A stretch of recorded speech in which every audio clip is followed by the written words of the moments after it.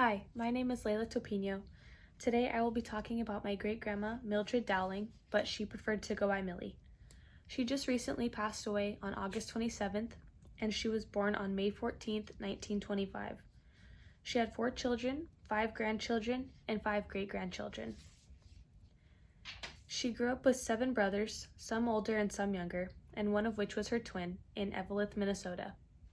Growing up, she was the only daughter who had to do all of the chores for her brothers, including ironing all of her brothers' shirts and cooking and cleaning for them, because that is how she was raised in a traditional Serbian household. All of her family knew her as Seja because it means sister in Serbian.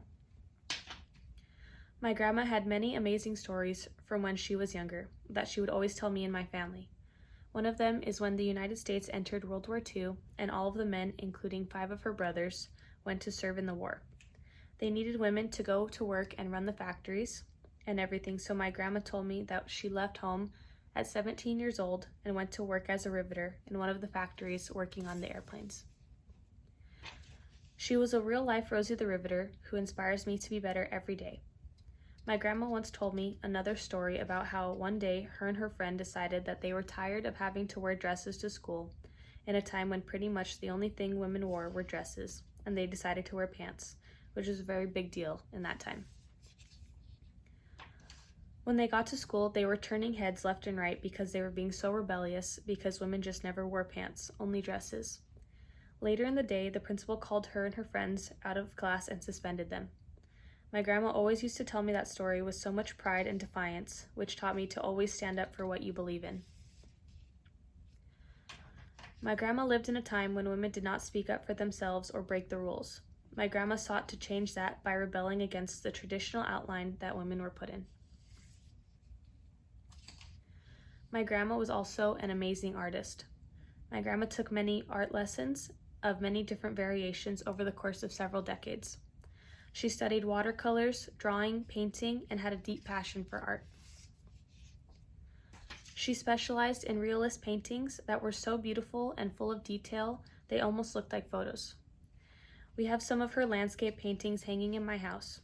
My grandma lived a very exciting life, and she was actually part of a women's singing and dancing group called the Sweet Adelines.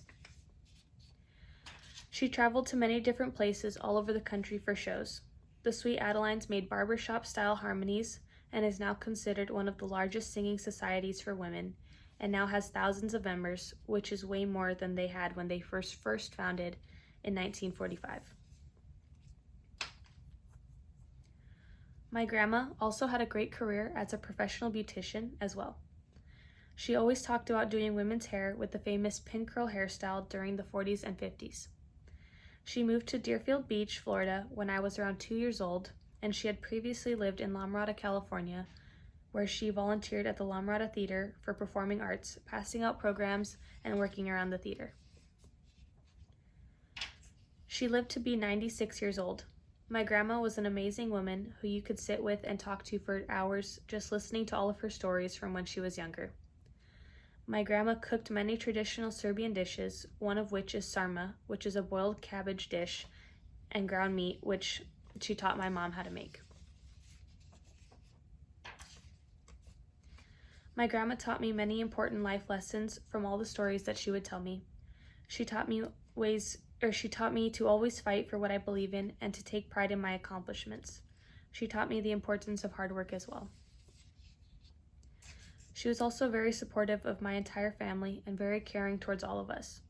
My grandma will always be remembered as a kind woman who stood up for what she believed in and didn't let anyone tell her what to do. She'll be remembered as someone who you could go to for advice, guidance, and just if you wanted to hear a story.